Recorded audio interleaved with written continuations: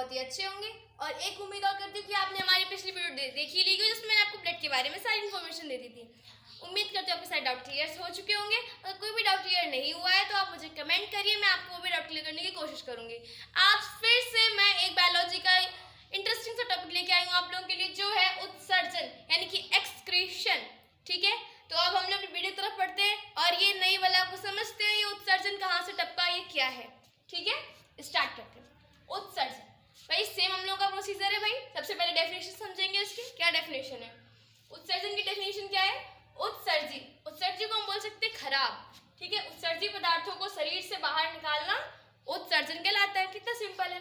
उत्सर्जी means जो खराब पदार्थ यानी जो खराब चीजें हमारे शरीर के अंदर होती हैं उनको बाहर निकालना क्या कहलाता है, उत्सर्जन कहलाता है। क्या कहलाता है, उत्सर्जन। ठीक है, उत्सर्जन यानी कि एक्सक्रीशन कहलाता है। ठीक है, अब यहाँ पे बात आई भाई उत्सर्जी पदार्थ। क्या आया यहाँ पे, उत्सर्जी पदार्थ। अब उत्सर्जी पदार्थ इसका मेन टॉपिक है। अब उत्सर्जी पदार्थ क्या होता है, हम ये भी तो समझ रहे हैं ना। तो उत्सर्जी पदार्थ के बारे में हम समझेंगे। ठीक है, उत्सर्जी पदार्थ क्या है।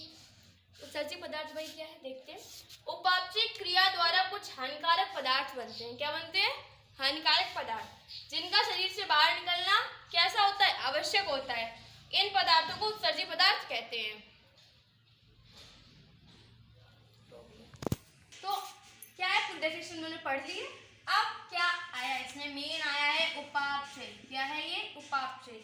उपापचय हम लोग पिछली क्लास से पढ़ भी चुके हैं, हमने 10th में भी पढ़ा है उपापचय, और I hope that 8th and 9th में हमने पढ़ा होगा। बहुत पहले से हम लोग पढ़ते आए हैं उपापचय क्रिया और अपचय क्रिया।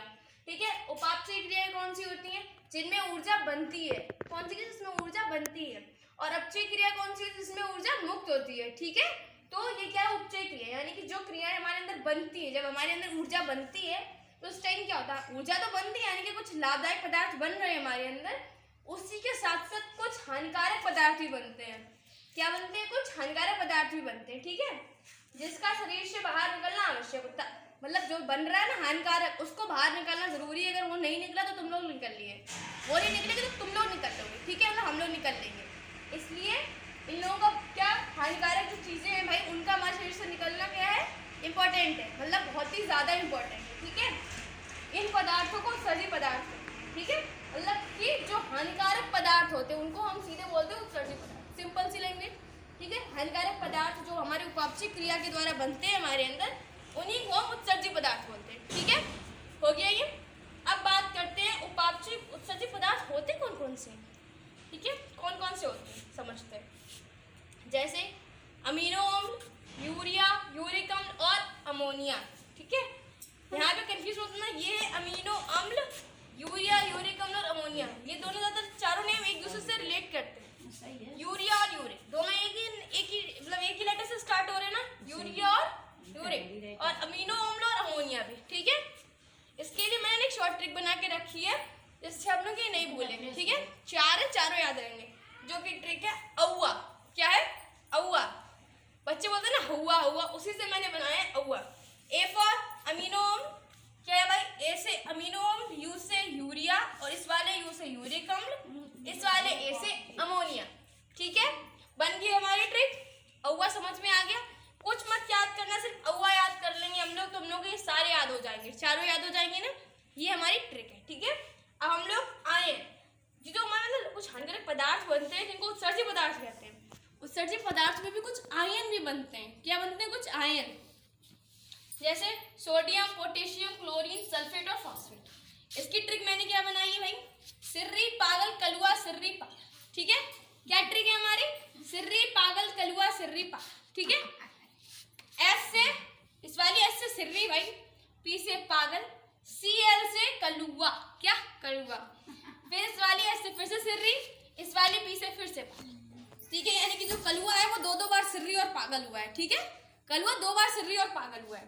तो इस वाली एस से हम क्या निकालेंगे, सोडियम, इस वाली बी से पोटेशियम, और Cl से क्लोरीन। क्लोरीन को हम किससे प्रदर्शित करते हैं, Cl से प्रदर्शित करते हैं ना, तो Cl से क्लोरीन, इस वाली S से सल्फेट, P से फॉस्फेट।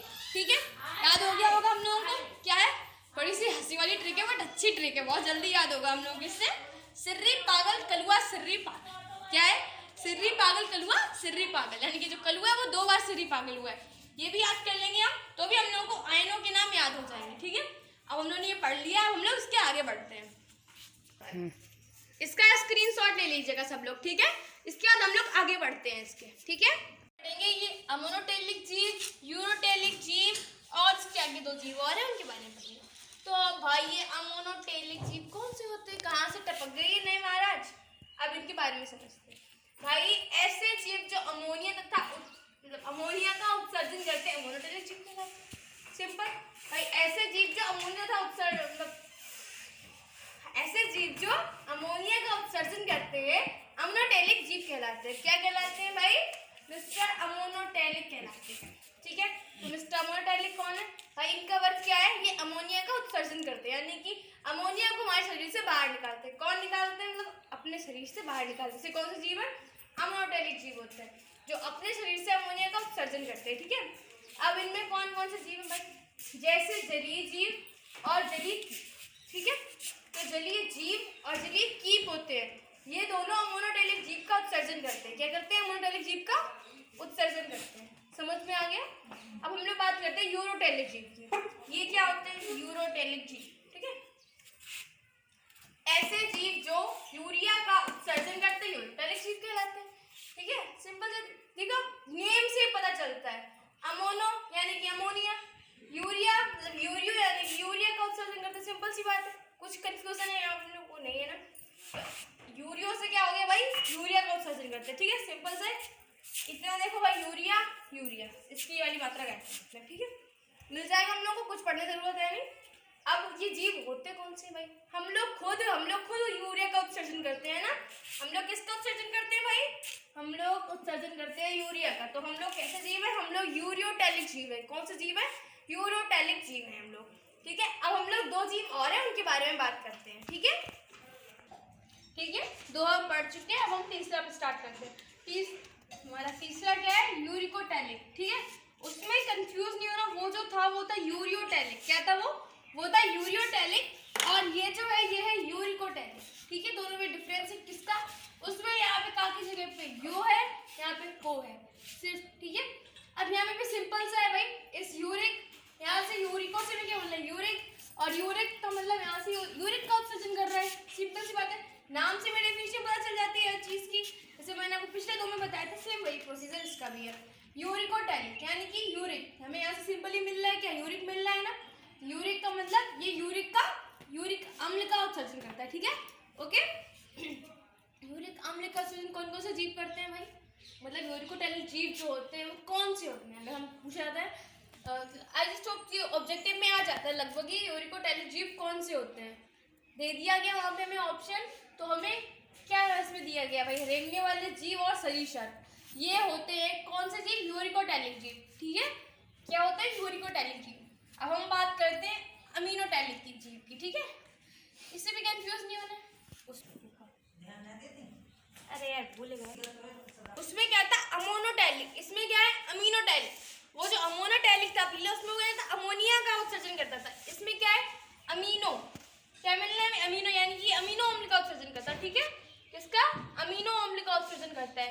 ऐसे जीव जो अमीनो अम्ल का उत्सर्जन करते हैं वो कौन से जीव कहलाते हैं, अमीनोटेलिक जीव। कौन से, अमीनोटेलिक जीव, जैसे घोंगा, सीप। ठीक है, ये दोनों किसके, और हमारे पास एग्जांपल्स हैं अमीनोटेलिक जीव के।